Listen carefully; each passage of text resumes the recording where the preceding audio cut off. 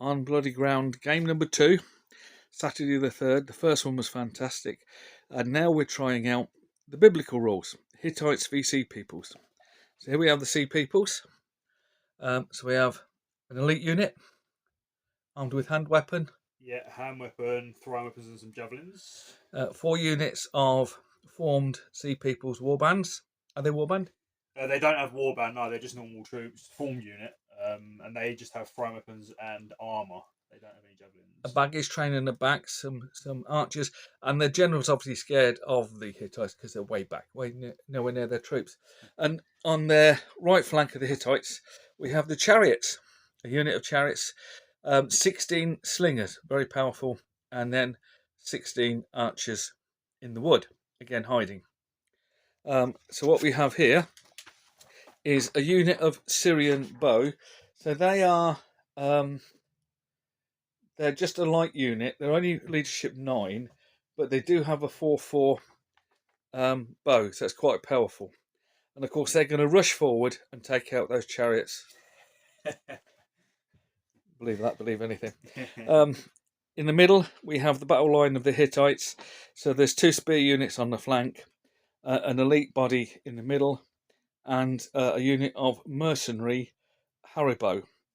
Must be Haribo sweets. Haribo, yeah. Yeah. They're those dodgy sweets, yeah. It's like the policeman on the advert. Anyway, never mind. Over here, we have some Hittite archers. They're a better unit. They're an 8-up. Again, bows 4/4. And they actually have armour. And then another unit of Syrian archers.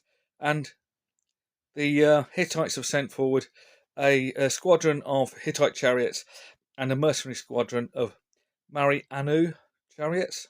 Yep. So, and they've got an attached Hittite commander who's going to try and hold back the Sea People's swarm, whilst the rest of the army sits there and wonder what the hell it's going to do. Anyway, game number 2, we're really enjoying today. Thank you, Dan, for coming up. No problem. So here we go, end of turn 2. So my Syrian archers, as you can see, lost 5 this turn, but I took out another Sea People's chariot. So they're standing their ground and doing all right.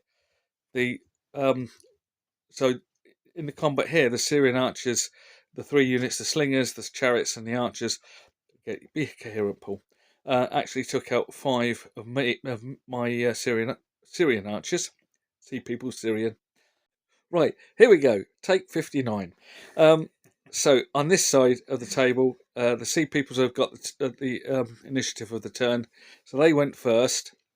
And the 3 units, the slingers, the chariots, and the Sea People's archers, took out 5 of my Syrian archers. My Syrian archers then shot at the chariots and took another chariot out. I'll take that as a win. I'm happy with that. In the middle here, in the middle and my right, my bow units on the top peppered the elite Shogun Guard. I don't suppose they're Shogun Guard at the moment. That's when they've become in the Egyptian army. But my Hittite chariots turned round and were able to shoot into the rear and whittle them down quite nicely. In the middle, the 2 battle lines wait. But the Marianu chariots couldn't fire, but they were able to do a march move to get to the rear of those archers. So the chariots on my side are doing quite well. I'm getting behind. And I think Dan may be ruining the day that he didn't give javelins to his Sea People's formed units. Other than the Shogun Guard, and I'll keep calling them that, who because they've got javelins and they're elite, and I can, are my main target. So Dan and I have just been talking about how he organised his Sea People's army. One of the things that, as it's my first day of playing, my second game, I wasn't sure on how to organise the units. So if we just talk about that briefly. He's gone for, well, I know I've killed 2, not to rub it in, but he had 5 Sea People's chariots and they're now down to 3. They don't worry about the numbers. So normally skirmishers down below 5 would be removed from the table, but chariots can keep going to the last chariot. But what you will notice is that this swarm of slingers, I know some of them got javelin, but they're all slingers for today. He's got 16 in one group, and that's because in the biblical period, firepower really does make a difference. Dan, have you got any other views that you would like comment on in terms of unit size and how you would organise? When it comes to skirmishes, I definitely think you need to be kind of thinking that you want to have about 10 to 12 troops as a minimum. I've kind of gone for 16 in that unit just because I had the spare points. When it comes to formed units, it just depends on what you want to armor them with. Some units obviously have armor, and that makes them more expensive. But with the sea peoples, I wanted to actually be quite cheap with them, and so I actually took out the javelins, whereas in other games I have. I am definitely regretting it now because you've got the chariots behind me, but really the things that you want to be taken with any of your troops is shields. Everything else on top of that is definitely your own sort of choice. But yeah, if you can take javelins and you know you want to be you're going to come up against an army that has a lot of skirmishers, try and spend those points on the javelins. Yeah, but other than that, it is definitely up to you. The other thing is in deployment, and we did rapid deployment. I was able because I obviously I didn't know, but I deployed my chariots last, and they were able to set up 27 inches in, which is fantastic because I could put my battle line 16 inches in, put my chariots ahead of those, Yeah, and actually that gave me a good tactical advantage. yeah, And Dan, he did well. He was a bit more defensive with his chariots on his right flank, but we are learning, and it yeah. is a really enjoyable game. So thanks, Dan. End of turn 4.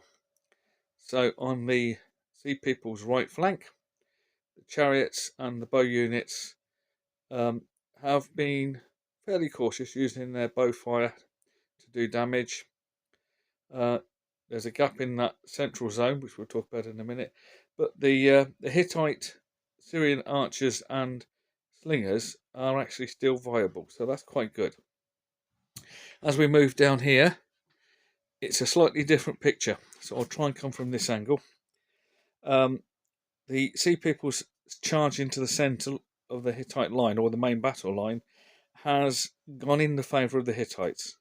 It was a bit of a seesaw, but due to the extra skill I have in rolling 5s and 6s, I think I've got the ascendancy there. So what we do have is only one Hittite chariot there, and the Shurgan Guard, as I keep calling them, or the elite Sea People's unit. I think they're going to cancel each other out. The Mariano chariots there, um, they're still being annoying, but they're not being overly powerful with one shot, and they didn't able to do much. But here, the Hittite archer unit was able to turn round, shoot into the Sea People's unit that did actually break through the Syrian archers that were in that position. We learned whether Syrian archers could stand up to a charge. The answer is no, against formed units anyway. And the Hittite spear units turned to face, saying, "Come on, have a go. We're waiting for you." And they should have the numbers to sort that one out. In the middle, it's there's a gaping gap of two Sea People's units, and funnily enough, one of the Sea People generals has come for tea. So he's going to sit there and have a cup of tea, and he's now being chatted to by some Hittite officers having a little chat with him. In here, what we have is the last Sea People's unit that pushed through the centre, fighting the Hittite mercenaries, or the mercenaries Haribo. So those suites really are good. And they're holding out. That's a tough one, but the Hittite elite unit is now on their flank. So overall, the Hittites are doing quite well. How will the last turn go? Because I think it will be the last turn next one. So another superb game, fantastic day. Thank you very much, Dan. Thank you. That's a dead pile over there. So what happened? Well, obviously, I think the writing was on the wall. The last combat unit in the centre died there. Those on the hill have just said, would we like some mercenaries? We've said yes. So they're going to join us. And this guy's saying, in jest, that's a bad joke. It was used as a command point. And we killed another 2 chariots. So 8 Syrian archers, long range, killed another 2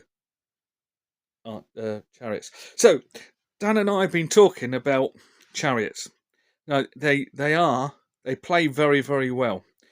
The only feeling I have or comment is, are they sustainable enough?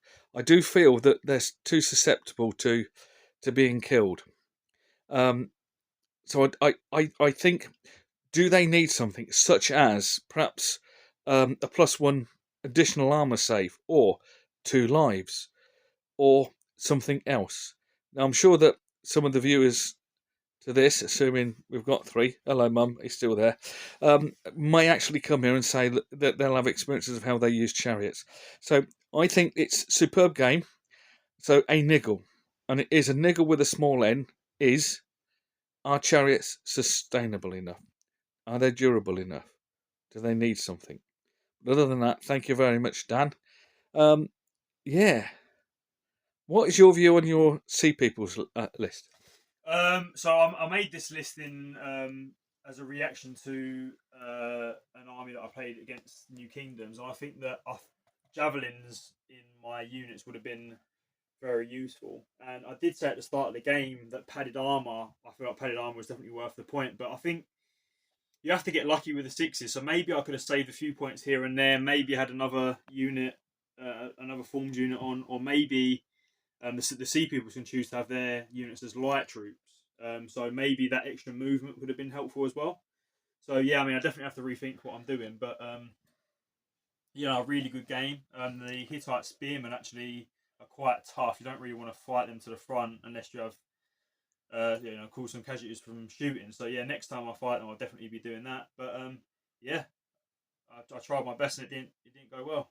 The one thing we did test, and we did mention it earlier in the game, is, can a unit of Syrian archers with mixed weapons stand up to a formed unit coming across the table at them? And the answer is no. When the formed unit with shields gets in touch with them, and because they've only got mixed weapons, formed units, assuming there's some of them still around, go through them. Now, the final comment we made, we did have you may have noticed earlier in the game that the elite Sea Peoples, or the Shurgan Gala kept calling them, had a unit of 2 models left. And we know that skirmishers can't charge formed units. So I thought, if you've got a formed unit of 5 or less models, perhaps it's not as formed as it would be as a solid block. So perhaps something like a chariot unit or skirmishers could charge and try and take on a formed unit when it's down to its below 5 figures or less. That's just another idea, and I might just be being a pain in the butt. But anyway, that's just an idea. But I think these rules are superb. I have 2 friends that have picked up the rules today. One of them came and watched today, and he thought the game was superb. So well done, Dan and David and brothers. You've done a fantastic job, and I look forward to playing these for a long time going forward. Thank you.